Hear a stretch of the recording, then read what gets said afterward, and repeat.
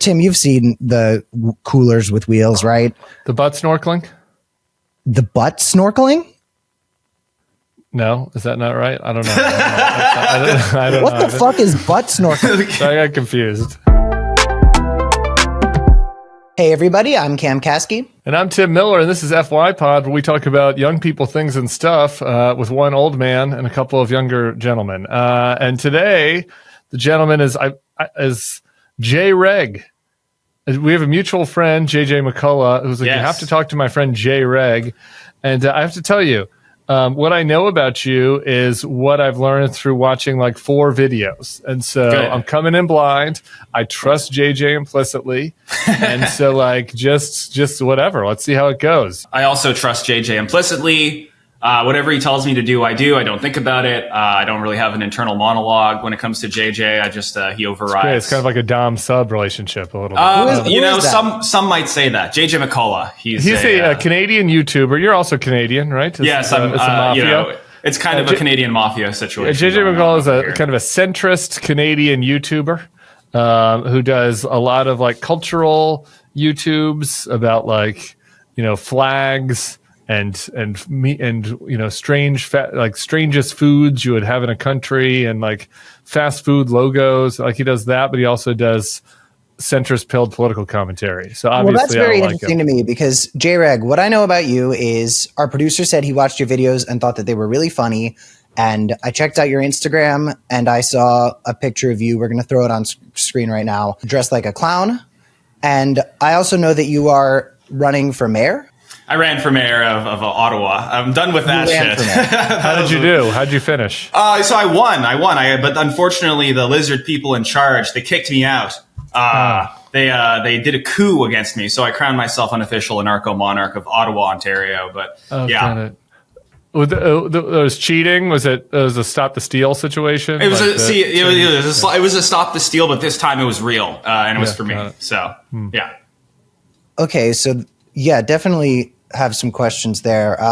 We'll get back into the clown mayor thing, but before that, Tim was just mentioning you guys were friends with this centrist guy. I did see somewhere that one of the primary targets of your satire is centrism. Would you say that that's an accurate statement? Yeah, that's correct. That's correct. My whole thing is it was anti-centrism. Now I go through different eras on my channel because I can't focus on things very long, so I switch it up. So right now I'm on my anti-robot movement, but yeah, historically I keep it with me. Against the clankers. Okay, yeah. So can we? So just give us a little bit of like, what is your channel? Who are you? Like, did you what were some of your interests in high school? Did you come out of your mother's womb or just sort of appear in Ottawa? Every time someone asks who are you, I have like a psychotic break. Okay. So. You said you saw 4 videos, and like I think that's sort of the way I operate online. Is no one has time to watch, and I say so many contradictory things in the videos that like everyone ends up having a sort of a different, little scoop of. Okay. Of the well, things self-actualize then. Okay. Rather than having a meta conversation about what other people think of you, what do you think of you? No one's ever asked me that before. What do I think of me? So my identity has been completely subsumed by the internet, and I don't have an internal personal identity anymore. I simply exist as a sort of fractal, an optical illusion, kind of a Mandelbrot test. And that's the way I feel most comfortable existing because it alleviates me from the responsibilities of all the horrible things I've said. What are some horrible things that you've said? Well, I don't know. I need to know. I need to know what things that you would find are reprehensible, and then I could probably pull that up. We have a pretty high tolerance for reprehensible on the show. We've said some things that other people would deem reprehensible, but what would you say you think to be the least charming representation of your own values? Like if we were to say, Jreg, right now I have this video of you of saying this and I'm going to put it up on the screen, what would be the one video that you're like, please don't let it be that? It's probably when I interviewed JJ McCullough. He's a centrist, and too many people came away from that conversation thinking that he was right. So I think that's been bad for the world. Obviously my job is to encourage as many radicals as possible. That was a misstep. I feel great shame about that.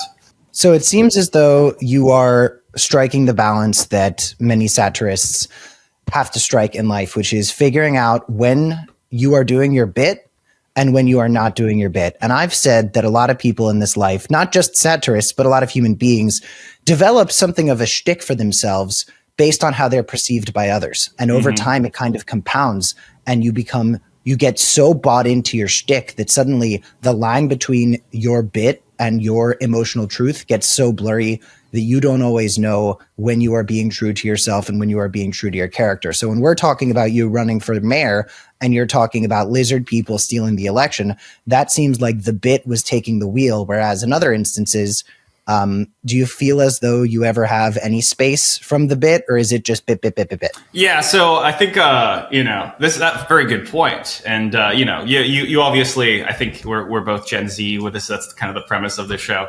A lot of Gen Z people, you'll see there's like all kinds of influencer people you can point to who are doing this post irony shtick, where they like have their irony, and it's kind of it's impossible to tell what they actually mean and what they believe, what they really believe. And, my artistic project is to sort of blend that as much as possible. However, obviously I have a community here in Toronto, and if I was acting that way around my friends, I think they would kill me.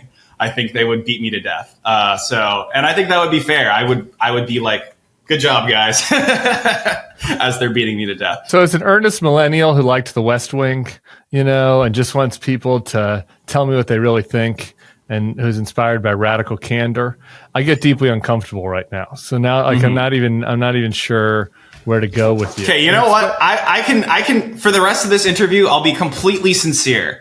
Okay, I would love that. So explain to me why your peers do some anthropology for me. Like, why are you succeeding on YouTube? Why do your peers like the post irony bit? Like, why is it it's a reaction against their older siblings like me who were a little too cringe, or is there something more at play? Yeah, well, I think there's something to be said about the Gen Z sort of viewing sincerity as weakness, and I think I think part of the commentary I try to do is show that it's important to be able to be sincere, and so I talk about something called irony poisoning, which is where irony becomes a sort of thing that you're not able to detach yourself from ever.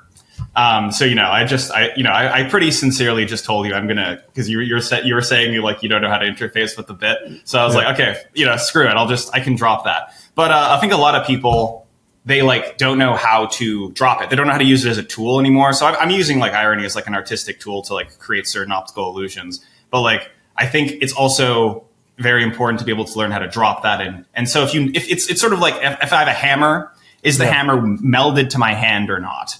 And so to be able to take the hammer off, use a different tool sometimes, that's kind of important. It's something you learn as you. But is this a trauma response? Not to sound like a fucking lib, but what is underneath? Can I get my therapy from what is this conversation? What's underneath the post irony appeal? I think a lot of irony poison Zoomers I think there's a lot of things to care about when you're a young person online. And there's just no way to everything's so serious. And, it's overwhelming. It is overwhelming. It's hard. So it's I think you need some sort of way to detach yourself from all the things that are happening. I mean, again, I don't think I'll ever be able to capture why people get irony poisoned or why Gen Z uses irony, because it's such there's so many aspects to it. I can speak for myself though. And I do think it's kind of this is just an interesting, way to do commentary on political stuff and maintain different sorts of audiences simultaneously, because you're saying multiple things at the same time that appeal to different people who would otherwise hate each other. So, I don't know. Cameron, what do you think about that? I mean, you worked with the Birds Aren't Weedle guy, and you're irony pilled a little bit. What do you think explains the trend? Jreg's correct to say that there's a bunch of different angles through which you can view this. Birds Aren't Real was very much powered by this sense of community. If you're the type of person who found that funny, then a like-minded individual who was also bought into that shtick, you speak to a similar sensibility, and people are really looking for that type of community right now. So being able to find other people who find this farcical, wacky thing to be amusing, well, suddenly you have something to talk about, and it's something where you need to be a specific type of person to connect with it. Something like Jreg style irony, clown campaign for mayor lizard people. I think it is for the people who engage with it and the people who participate in creating it, I think it's very much a defense mechanism, because one of the ways that we deal with the cruelty of reality is by detaching ourselves from reality as a whole. Because if we can consider ourselves above the sort of inhibitions of having to live in the real world, and if we can elevate ourselves into this plane that is divorced from reality, suddenly we don't feel so bogged down by the trappings of this very, very dark reality. It's like, are you familiar with daddyism or whatever the fuck it's called? Dadaism, yeah. Daddyism? I mean, I have heard about that at the gay bar a few times.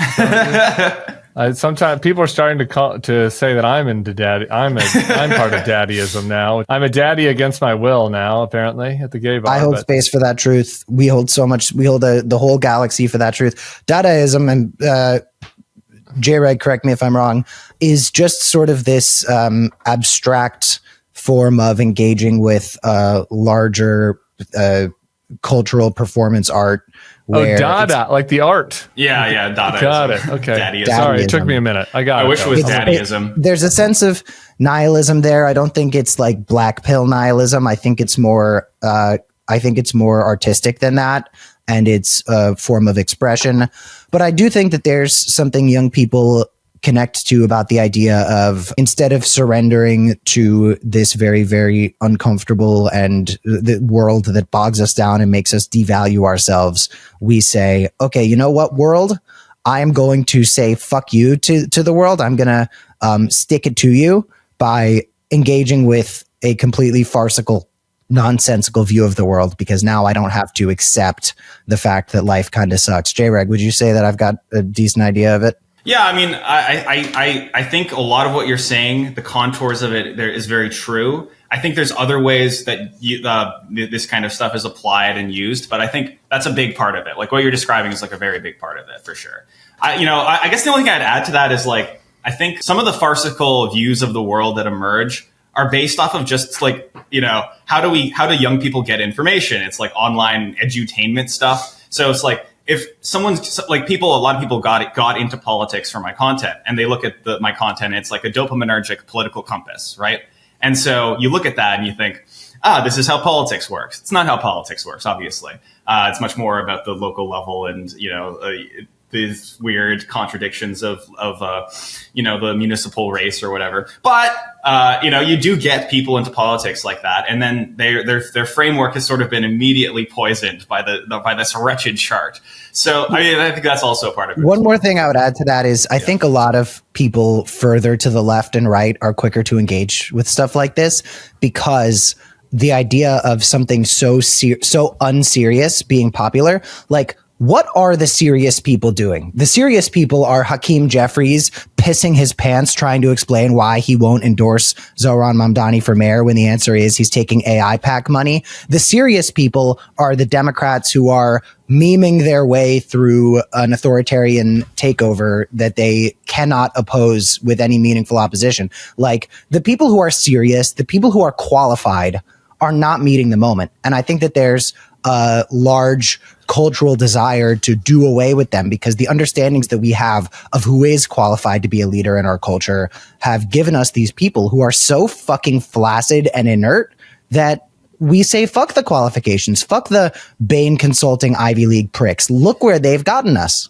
Yeah, and I to your point, I think that's why I'm not a nihilist. When I do this kind of stuff, there's everything I say has like this sort of truth I'm exaggerating, and so sometimes it's an emotional truth. Or I'm sorry to just be like so reductive, but like, to me, at the phones, like, this comes down to the phones. I know the original Dadaists, Duchamp, Grouche, they didn't have any phones because the 1880s, but now, so maybe there's a through line, but I think that simultaneously, you guys have too much bad information being like you're bombarded with. Like, the human brain was not made to consume this level of bad information, like having to care about all of these things at once, like, and having to know what everybody's opinion is about everything at once. Like, we aren't wired like this. Maybe we will be wired eventually as we, reach the singularity, but like right now we're not.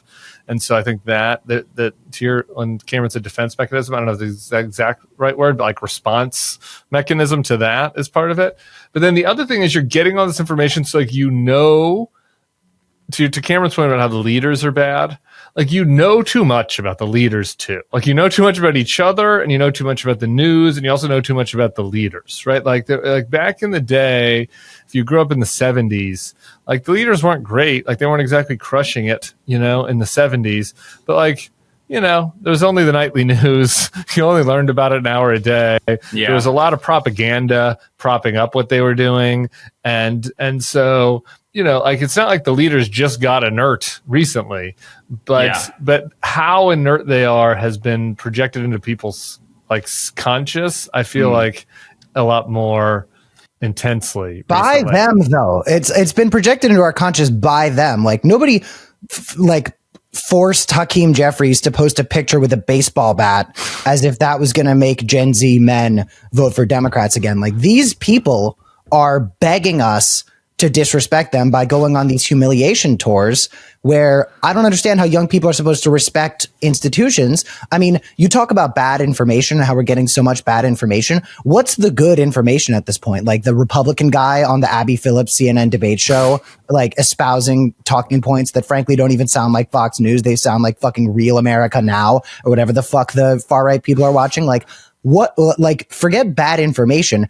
What is information? What are we, except for Bulwark, which if you are watching this video, leave a comment down below what your favorite episode of FY Pod is. Present subscribe company to Bulwark. Excluded. Subscribe to Bulwark Plus. Bulwark Plus is a great subscription. I don't have it, but I should frankly get it for free. I guess the good information would be like, I don't know, reading the newspaper, which is something that people did in 1974, where it wasn't everything in there wasn't perfect, but it was just a little more nuanced. Yawn. Yeah. Boring. So anyway, Jreg, what do you think? Is it the phones? Is this I do think it's them damn phones. It's the kids these days. Should we get rid of the phones? Get rid of the phones. The kids, the grown-ups aren't reading the newspapers anymore either. No, the old people are the worst. They're not. They're just doing Facebook memes now. But what do you think? Should that be a sub-political culture for you? Just, you're doing anti-robot now. Maybe it should just be anti-phone. So I know people wonder how thin to slice this bologna. Obviously I'm anti-clanker. If I see a robot walking around, I will hate crime it. Obviously, I'll smash its head in and take the brain out and put it into a simulation of pain because it's an abomination against God. But when it comes to phones, I kind of leave it more ambiguous. It's like, if to you a phone is a clanker, go smash it. But I'm not going to virtue signal and say I never use technology, because we have to use technology in order to survive right now. So it's kind of like that stream leftist, or die kind of, stream or die. Exactly. I mean, that leftist meme where it's like, no, he doesn't. Yeah, he wouldn't, right? You claim to hate society and yet you participate in it. It's kind of the same I do know thing. that one. Is that a leftist meme? Yeah, well, because it's like critiquing the iPhone bad, Venezuela, million billion dead kind of vibe of like, oh, well, you claim to hate capitalism, but you use iPhone. Kind of the same thing with technology, except you claim to hate technology and yet you use technology. Wait, why is my package ticking? Kaboom! So yeah, that's kind of what what I think about that. Yeah, it's as you're pointing out. By the way, I'm yes-anding you. It's different with a lot of the clankers. Another slur that we use here on FY Pod for them is spark donkeys. Oh, I like that. A lot of the spark donkey type stuff, like, you don't need to order your fucking DoorDash from one of the machines where it's like one of those coolers with wheels that you see driving down there. Tim, you've seen the coolers with wheels, right? The butt snorkeling? The butt snorkeling? No, is that not right? I don't know. I don't what know. The fuck is butt snorkeling? There's these robots. Spark jockeys. There are these robots. Dante's going to throw a picture of one up right now. Okay. There are robots on wheels that will deliver food to people. And I see them in Los Angeles, and they've got a camera and they're being operated by somebody. There's this like big depot at some university of people who are just sitting behind a computer and driving these robots around to do fucking DoorDash. And like, you don't need to participate in that kind of society. You don't need to be making AI anime childlike girlfriends for yourself using Grok. Like there is a degree to which we can be shaming people for participating in something. Like an iPhone is how you participate in society, but many forms of technology and robotics right now, we can apply that shame to people and we can humiliate them the way that they deserve. Hell yeah, brother. Jreg, I want to ask you about, you mentioned earlier, I guess maybe this is not true, so I don't know. You didn't really give a coherent origin story, which I like. It creates a man of mystery type. I'm like the Joker, you see, from the movie Joker. Got it. Which one? Who's your favorite Joker of all the Jokers? The sad guy. The sad one. Which one was the sad one? The Joker that has, he only laughs because it's a mental disorder. That guy. Is that the Joaquin Phoenix one? Joaquin Phoenix, yeah. One? Yeah, Cam, who's your favorite Joker? My favorite Joker by far is Mark Hamill in the animated versions. Mark Hamill, who played Luke Skywalker in Star Wars, does an unfathomably. Have you seen? We love Mark Hamill and honor him. He's a big supporter of the Bulwark, by the way. But come on, over Jack Nicholson, over Heath? Yeah. Well, I think Heath Ledger's Joker is like an unbelievably captivating performance, top 10 movie performances of all time. But I'm such a big fan of the comic books that the way that Mark Hamill's Joker captures the essence of the character is so effective to me. Whereas Heath Ledger, I think of him as one of the best movie characters of all time, but I barely think of him as the Joker because he's very much not really married to the comic book character. But I guess the most... You fucking kids don't know anything about Jack Nicholson. The most Nicholson. visceral depiction of the Joker that impacted me the most as a movie character was Heath Ledger. Is that what you want me to fucking say? I love getting yelled at by an old man, and it's so vindicating. This is why intergenerational relationships are so important. Yes, fuck dadaism. I'm on the daddyism arc now. New name for FY Pod. I want to ask you about the ideology ball. Speaking of daddyism, yes. And I think that was one of your things that got you in attention in the political internet. Maybe that's wrong. Yeah, but it was, I'm sort of the progenitor of the ideology ball thing. Progenitor of the ideology ball. Yeah. So congratulations on that. So people don't know. One of the interesting things I wanted to hear you kind of analyze for us, in character or out, is about how Gen Z, like people that are very online and interested in politics, like the ideologies have been, you don't just have anymore. I am a neocon Republican and I am a neoliberal Democrat and I am a socialist. Like there's a lot of these subgenres and they build on each other and well, just talk about that whole concept. So this is something you might like, Tim, is JJ's thinking about doing like a parody of all the chart slop, like political compass stuff, where he says, okay, here's my theory of politics. So here you have the Democrats, and here you have this ideology called the Republicans, and there's just two bowls. People love the charts. The kids love the charts. I love to rank things. I like to rank things. It's the thing that's the most Gen Z about me. I love to tier things. I'm all about tiers. It stimulates your dopamine. People like to take quizzes and see where their little dot is on the chart and see where they fit. I think part of the tension between me and JJ ideologically is like I'm very interested in adding in exploring new ways of political thought where people's heads are at in a very like kind of pure sense, kind of disconnected from the material situation of specific politicians. I'm like, okay, in an ideal world, what kind of things are people wanting and how that shifts over time? Because on the internet, and I'm much more focused on the internet than I am on like local municipal politics. Sometimes, this is where JJ balances me out. But like, I'm much more focused on like the abstract ideals. And so these political balls are ways of like encapsulating complex ideologies. Like, are you, maybe you're like a Catholic and you follow Catholic social teaching. So you're somewhat left wing economically, but you're still like a Catholic. So you're a little bit right wing culturally because you want things to like be cohesive. And there's all these there's thousands and thousands of these political balls, everything from Marxist Leninism to stuff people make up like a narco fascist communo Nazbol, blah, blah, blah. And it's just we had an anarcho-communist on our first FY Pod episode ever. Our first FY Pod episode was a military veteran, hot bisexual influencer who identifies as an anarcho-communist, and for that, you got to hand it to him. Very nice. Wait, what was their name, may I ask? Because I might know them. Dylan Geik. Dylan Geik. Okay, I have to look into this. I wonder how small that ball is. The militaristic anarcho-communist. Is that a big ball or a small ball? How popular is the far right in Canada compared to the United States? It's got, I think Canada tends to lag behind America, which is to say like far right, it'll come. I mean, it'll come anywhere. But and do you think their big thing is going to be immigration too? Because I do see conservatives in Canada pissed off about immigration. And yes. You get a lot of anti-Indian hate on the Canadian Twitter for the far right. You get it here too. Yeah. But I think it's especially Canadians because we have had something like that's been our top immigrant group for the last 6 years or so. So there's like that's kind of the backlash. Are the Canadians exploring any new like slurs against the Indians? Are there any creative? I've seen some new slurs. Yes, you have. Do you want to rank them? You want to tier list them for us? So look. Hey everyone, FY Pod is sponsored by OneSkin. Look. Everyone needs a skincare routine, and you should not be neglecting your face. Friends do not let friends go without a skincare routine, which is why I'm peer pressuring many of my friends into using OneSkin. I have a skincare routine of my own. I totally put on sunscreen all the time. I never neglect to do that. You know, I'm pale, so I should be putting sunscreen on or else I'm going to age poorly. OneSkin has become part of my own daily routine. Their proprietary OS01 peptide is the first ingredient proven to switch off the damaged senescent cells that cause lines, wrinkles, and thin, crepey skin.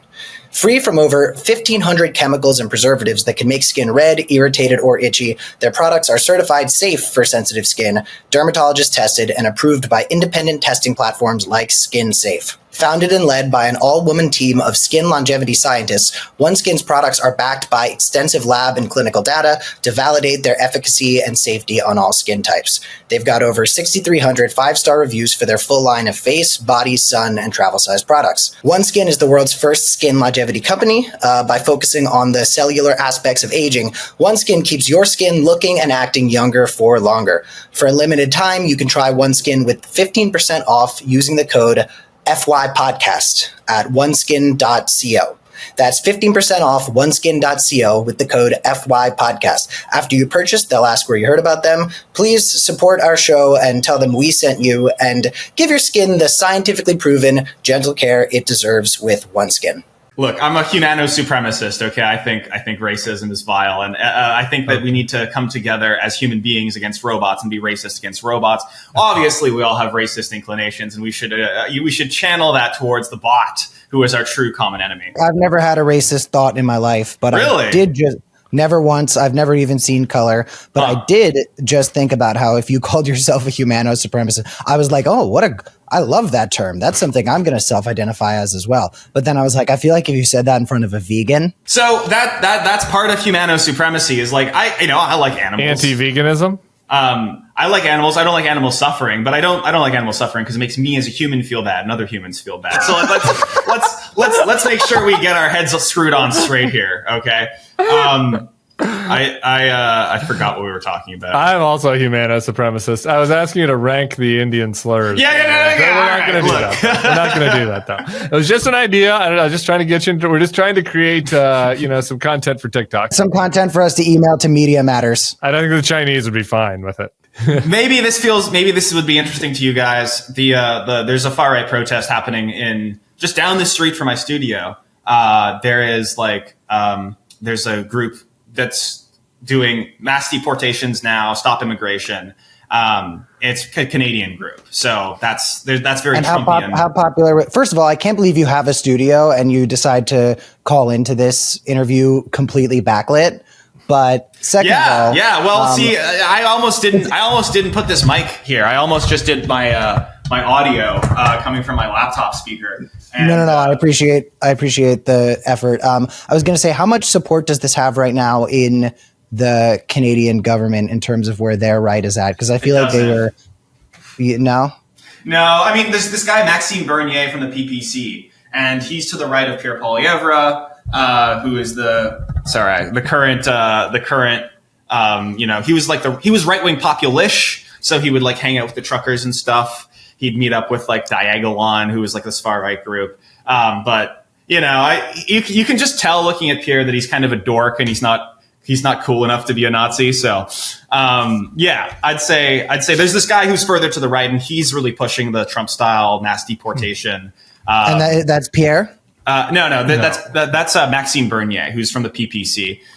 So that's the far right party. Pierre's like a Paul Ryan type figure. He kind of like Pierre's like a Mike Johnson. Maybe you kind of want to stuff him in a locker. A little bit. Does he know how to lift like Paul Ryan? No, more like a Mike Johnson. He's just like a nerdy, like 1980s Republican. His aura is extremely nerdy and dweeby. I will say he could be like shrimpier. Like he's not jacked. Like he probably works out a little bit. So I'll give him. Oh, really?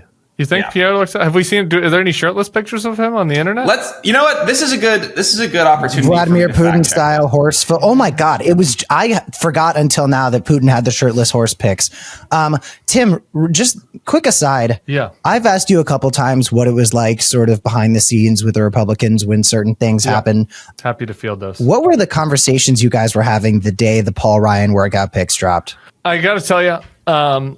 I'm embarrassed to answer this question because the truth is that around the office in 2012, around the Romney-Ryan office, the predominant view was that they were like, it was kind of cool. It was like awesome. It was like, look, it was awesome. It was like this young guy's like lifting. He's got muscles. He's jacked. And like, this is, and like, I was like bullied into not sharing my real view. I was kind of an outsider on the Romney campaign because I had worked against him in the primary, and so sometimes I had to pick and choose my spots where I'd weigh in, and so I kind of kept to myself that I thought it was very uncomfortable.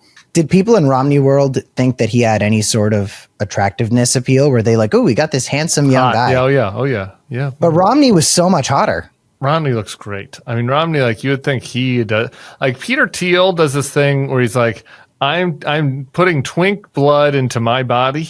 Like I'm transfusing twink blood into my body to look younger. And yet at age like 54 or whatever, he looks like he's like rotting away like a skeleton, like whatever. Like he's used all of the money in the world to to look youthful and to find the fountain of youth. And he looks like a vampire. He literally looks like he's rotting. And yet Mitt Romney, all he does is just drink milk every day. And he's like 78. And he looks amazing. His skin looks great. He doesn't moisturize. Nobody told these tech guys that what keeps you youthful is having a good human soul. And they thought it was the Brian Johnson style 120 supplements and vampirism. So someone needs to tell these guys. Yeah. Can you guys think of like a sexier presidential duel than Obama Romney? Because those two guys can fucking get it. And I don't know if there's ever been a circumstance where two better looking guys have run against each other. Let's see. Young Nixon versus Kennedy. Young Nixon was hot.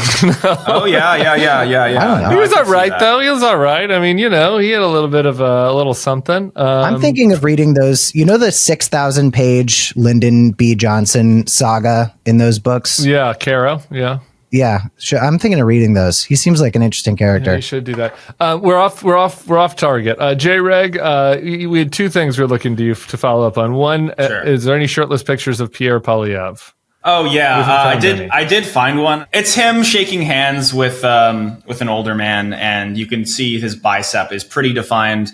I think people think he's dorkier than he is because of his aura, personality, his soul. Like he should be a dork. But clearly, he's one of these dorks that, like, when you realize you're a dork, you, like, in a very dorky way, try to fix that by working out in kind of like an autistic manner. So, that's kind of the vibe I'm getting. I know the type. Okay, and then I want to get just back into the Gen Z, ideological map and dividing. And so I guess what I'm trying to understand, since you spend a lot of time, like, monitoring these subcultures, what is an observation you have about the Gen Z political brain that might be something that people who do not spend any time in weird online subcultures might not know? I mean, there is a lot. I think the main thing is probably it's defined by a sort of attention deficit disorder of being having access to the phone and being completely distracted all of the time. That the information that ends up trickling in is packaged in the most entertaining way possible. And so, that's why we don't read the newspaper. It's because the newspaper isn't flashing colors at me. If I had to pick one thing. So what impact is that? But you talk about radicalism. Do you think that is making younger people more attracted to extreme ideologies? Do you think more attracted it's simultaneously radicalizing and blackpilling because you see all these different ideologies. You have choice paralysis from being able to pick about a billion different ones. And then it's much easier to be religious when you don't know about all the other religions and have to like contend with the different logical frameworks competing. I think it's simultaneously, it is radicalizing. And I think a lot of people do like start off pretty radical as kids, and then they moderate a little bit, but they're still like, they're still in their. Do you think we're getting close to a backlash point where neoliberalism is cool again? Or do you think we're a little ways away from that? So my theory of the Overton window is it's shattered down the middle and is drifting to the left and right simultaneously. So neoliberal centrism is now outside of the Overton window, which is why someone like JJ, it's very strange. I look at this guy and I'm like, wait, you're like a neoliberal centrist and you think the status quo is good? That's so strange, because no one thinks like that anymore. So I think as things have gotten more extreme, the being in the dead center has become more like outside of the Overton window. It's the most hopeful thing anyone has ever said on the Bulwark YouTube page. Sorry, Cameron, go ahead. Oh, I was just going to say, like, I think that the strong left-wing candidate is going to be the best chance to beat whoever they put up in 2028. I'm not supremely convinced it's going to be JD Vance. I think JD Vance, we were talking about a bit and a shtick and getting really into the bit and the shtick earlier. And I think everyone's hyping up JD as part of their Donald Trump. Can I say cocksucking? Will we get demonetized if I say cocksucking? You will not. Okay, sorry. I don't know, Jreg. Do you get demonetized for cocksucking? I can say cocksucking all I like on yours. Okay, sorry. The F slur demonetizes, so I thought maybe that. Anyway, I think it's just part of the Trump cocksucking of it all. Like, I think that come 2028, the Republican nominee is going to be the most inflammatory right-wing person in a way that JD, ultimately, as somebody with a brown wife and brown children, is just not going to be able to get the white supremacists excited about him. You already see white supremacist Twitter people freaking out about JD, quote, being a minority, quote, being a minority in his own household. Yeah. They say JD is a minority in his own house. Could you imagine? I've seen memes about that. But I was going to say, I think someone progressive is going to be by far the strongest contender in 2028. And I think that a lot of the centrists need to reconcile with that information. Yeah, I agree. But I think you need to reconcile with something. This is totally off topic, but you brought it up, and so Jreg just gets to watch us fight.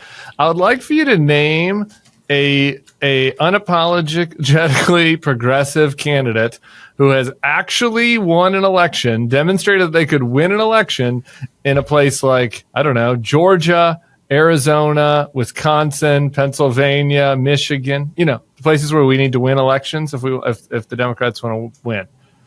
Has the model been proven anywhere?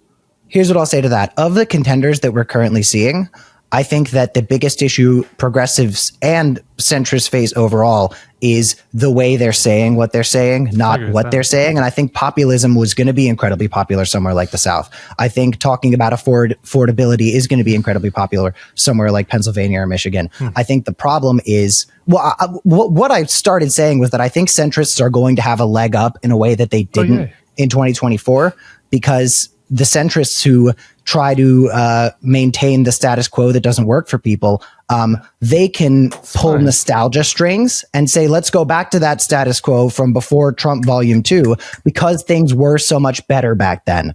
But, then you remember that in 2024, Harris, one of the things she suffered from was saying the past 4 years have actually been good, sort of. Oh, yeah, you can't do that. You can't do that. So, but I think that things will be so bad at that point. I want to create a ball for myself, which is radical anti-Biden centrism. I feel radical, like that could... radical anti-Biden extreme centrism. Anti-Biden centrism. Okay. Yeah, attacking Biden from within. It's like kind of attacking from within, right? You could draw that ball right now. Yeah, you separate yourself from the establishment. I'm an anti-Biden establishment centrist. What's the status of progressives, or at least what would be considered Democrats in the United States in Canada right now? Is it a strong coalition? Oh, it's awful. It's a catastrophe. It's like a disaster. It's like I've never seen the left so weak and scattered and impotent. It's like it's pretty Why bad. do you think that is? Because the Mark Carney is the prime minister. Is the bulwarky. Like, Mark Carney is kind of like the most bulwarky of all world leaders. Absolutely bulwark pilled. Macron and Carney are the most bulwarky world. Yeah, it's a status quo centrist nightmare in Canada. You have to give it to Macron actually, because I mean, if you're married to trans. Someone who is your teacher. Did you know that about Macron's? That's pretty bulwarky. Anyway, sorry. Okay, so did you know that Macron's wife was his teacher? I did know that. Yeah. Oh, yeah. The NDP lost a bunch of seats in the last election, and that's our leftist party. And the NDP was basically like, they did not do the proper rhetoric. Like, they were not an exciting party to support. It was a lot of just sort of propping up what the Liberals were doing, and the Liberals are like arguably not even a left-wing party. So I have questions, though. I have two questions. I have a question for each of you. Cameron. Okay. Not your show, but I just if give me 5 minutes. Cameron, do you think that, because to me it seems like it is inevitable that the Democrats will swing populist left, and that'll be exciting. Do you think that's inevitable, or do you think it's very possible that you'll just get neoliberal centrism for the rest of your life? I think that there will be a tremendous schism, and I think that a lot of Democrats are going to have to reconcile with the fact that running as someone who would in Europe be considered a conservative is not going to be successful. Tim, to what you were saying about who is run as what would be in Europe would be a conservative. That is such bullshit. The Democrats would not run anybody that would qualify as a conservative party in Europe. In France, Macron ran against a crypto Nazi. Like their anti-immigrant parties now all over Europe are the right. The Democrats have not run a conservative. I'm not talking about the neo-Nazis that Benjamin Netanyahu is friends with. I'm talking about someone who would be considered what in America is a conservative if they were in Europe. Because in the United States, if you call for in the US, if you call for for Medicare for all, you are branded as a leftist communist. Whereas in Europe, if you call for Medicare for all, you are considered. Okay, that's on the narrow issue of healthcare. Like there's a bunch of other issues. Narrow issue of healthcare. Support abortion restrictions. I'm jumping in. I had a second question. We're doing comparative politics. I had a second question, and mom and dad are fighting. Cameron, I'm sorry. Cameron, finish the answer. My answer ties to what Tim had said earlier, which is name progressive who can win in a state like that. And what I would say is progressives very often struggle to find good candidates at all. Very often candidates who can seem as though they're going to be a bastion of progressive values end up being a tremendous fucking disaster. Andrew Gillum in Florida was somebody that a lot of my friends were excited about. And then that became like a huge humiliation for the already humiliating Democratic Party. Not that, Charlie Crist was doing much for us. He was doing gay hookers with meth. That's right. Wasn't that him? I don't remember what. And by the way, I honor hookers and whatever people want to do in their personal life, but it wasn't a good look for sure. Yeah. But I think about, and my sort of seed of hope there is sort of, you look at, I think the most popular any Democrats have been since the second Trump administration started was when you saw Bernie and AOC drawing giant fucking crowds in red districts. Bernie and AOC were getting an insane amount of people to turn up for them, including middle-aged white mothers who are very often bulwark moderates. They saw these people and they saw fighters, and they saw people who were willing to actually oppose. So I think that someone who can frame themselves as a fighter, progressives can have an easier time doing it because the moderates right now are failing to put up a fight. So I do believe that someone who is more populist and focused on left-wing economic matters will have a better shot. But the question was, is it inevitable? Do you think it's inevitable that the populist left takes over the Dem Party eventually? No, but I do think that with every year, you're going to see less and less young people being Lakshya Jain, one of the contributors to our side channel, style moderates, because moderates have not given young people a reason to vote for them. Okay. I agree. So I agree it's not inevitable. So, go ahead. Okay. So then my question for Tim then is I think a lot about the sort of never Trump centrists who have found a home with the Democratic Party. But it seems to me that it would be a nightmare if, for you, you would be completely politically homeless, right? If not really, because I get this question a lot. If we're going to do European comparative politics, which I obviously am very happy to do and ready to go toe to toe with Cameron on any minute now. I get this a lot, and I'm like, oh, you mean we're gonna have to make a choice between whether we want a Swedish style social democracy or Hungarian authoritarianism. Oh, that's such a tough call for me. What am I gonna do? Do I want Erdogan or do I want the Finnish lady? Right, It's not that hard. So I would happily vote for AOC over JD Vance. I would like for that not to be my choice, but I don't really think that's that close of a call. Okay, what about if we made a third party that Elon Musk was running for the true center? Yeah, Wouldn't that blow your mind? I think that people that are more conservative than me, I've always said that actual conservative never Trumpers, I was always in a moderate squish, whatever. It wasn't really that big of a move for me. I moved from this side of the line that divided the parties over to this side, But if you're on this side but you don't like Trump, that crew, it is tough for them, I think. And I think they're just going to be politically homeless for a long time because I just don't think anybody's really interested in what they're selling. We're about to lose Cameron. I want to ask you, Jreg, about the schism among the youth between the woke leftists, the identity woke leftists, and the anti-woke populist leftists. So I want to ask you that. But Cameron has to, anytime, I don't know if you know this, but Cameron is one of America's foremost school shooting survivors. I did. So know anytime this. there's a school shooting, lots of phone calls for Cameron. Yeah. And, I am everybody.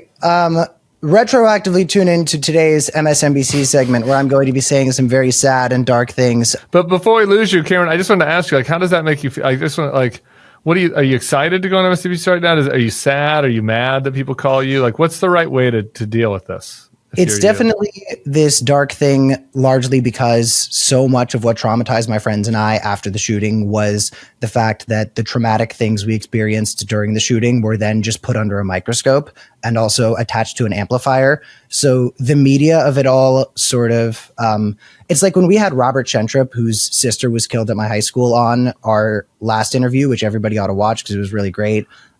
You asked him such a great question, which was, tell us a little bit about Carmen, his sister. Yeah.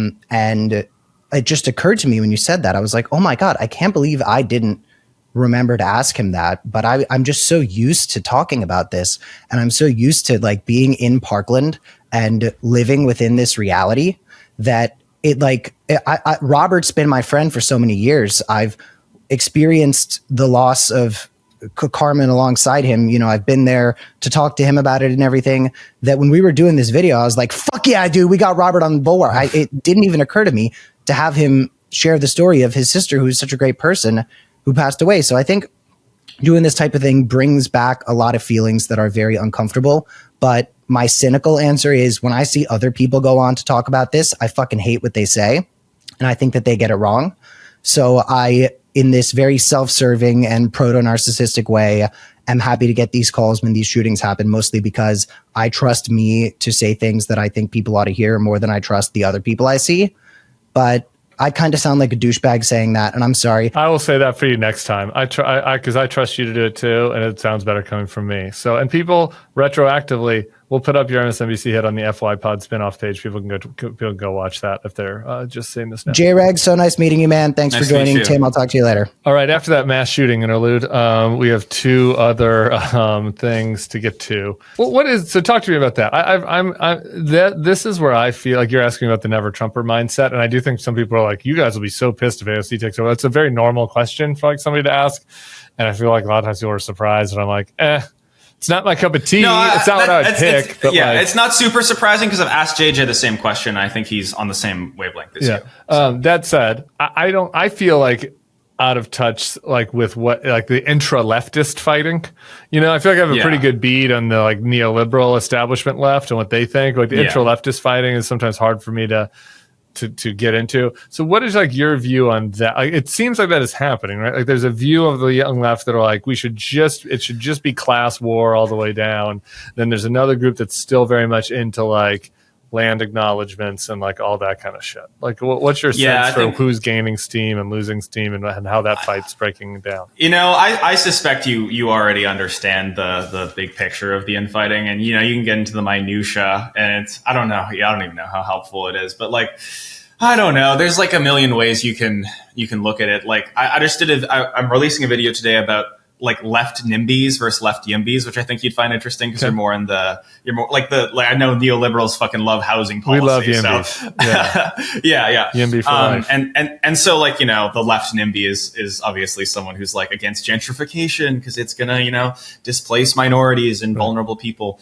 So like that's one example of infighting. And then like you said, the anti-woke versus woke left. And then,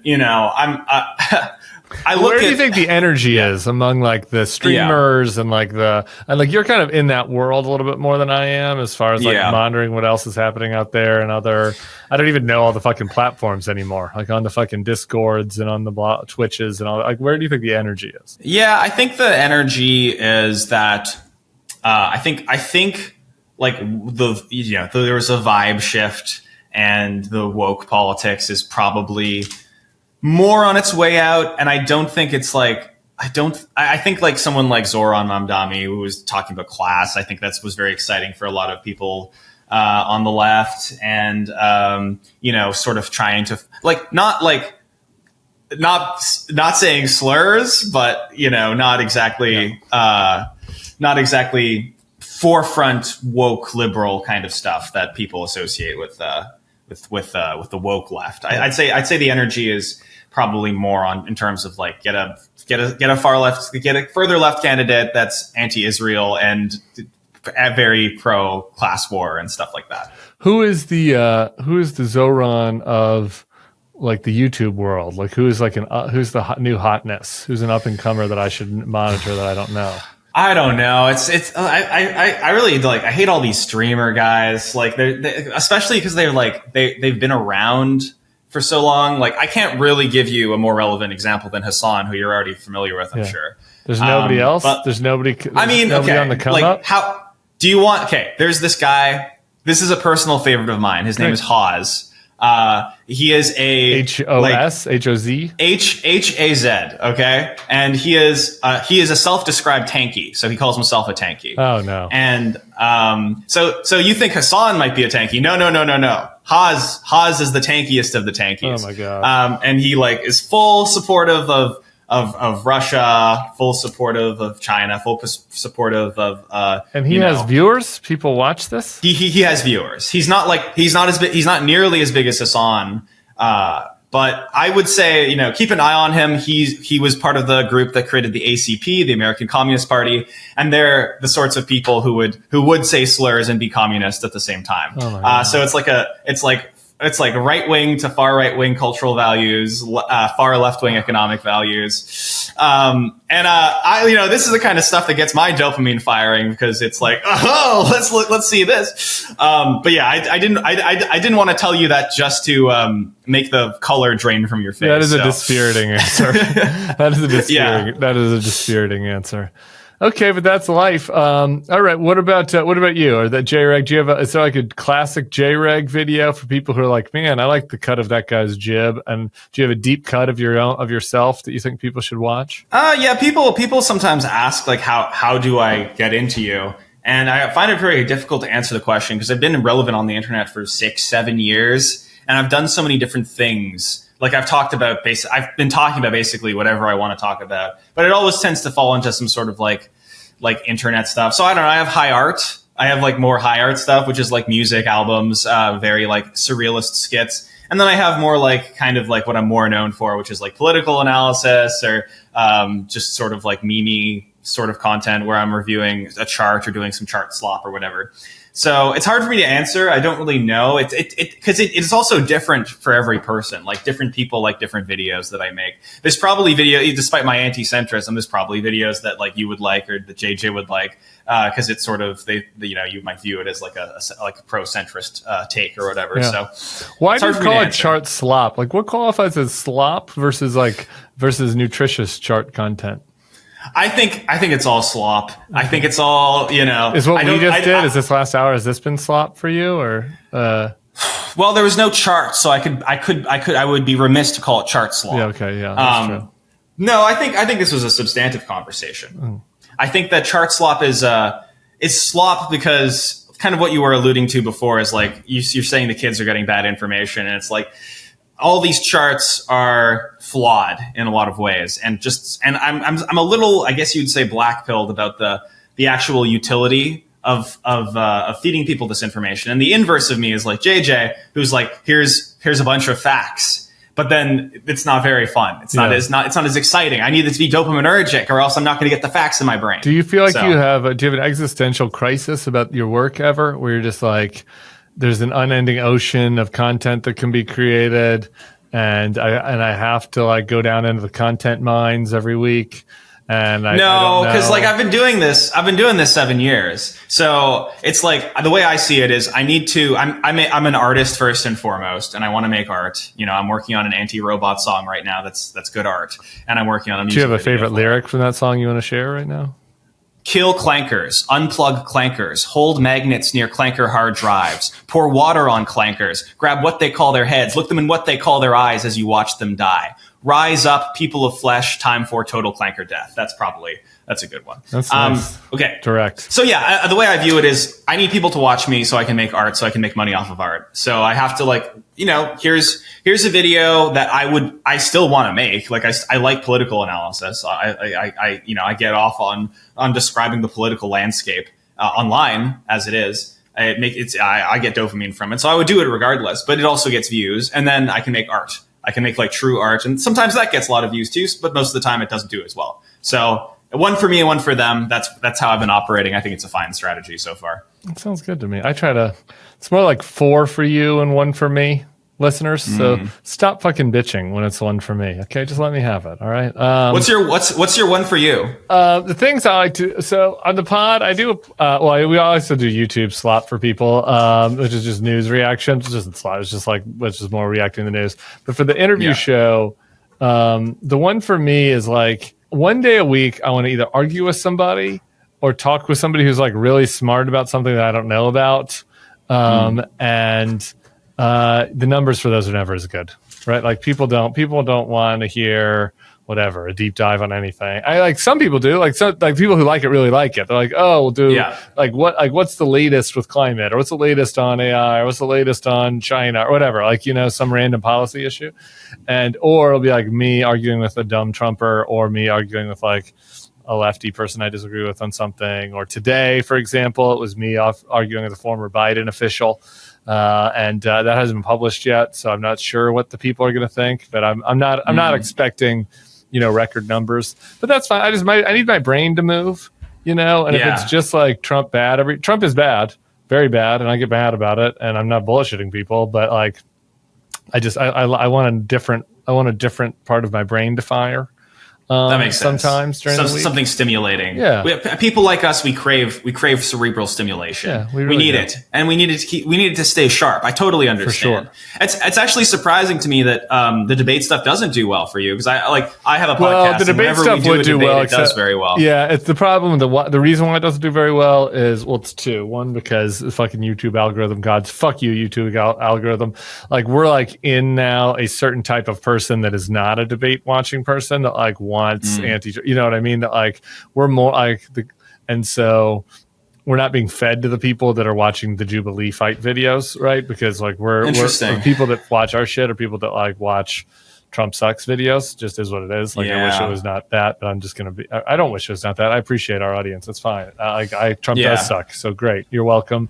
I'm happy to serve. But I think the debate stuff would work better also if I picked opponents just based on like I could get Tommy Laurent, you know what I mean? I could get dumb MAGAs who are famous to come on, and I could dunk on them, and that would do well. Like I do when I go on their shows, it does well. Like, and I do that a lot. Like I go on dumb MAGA shows, and that does well.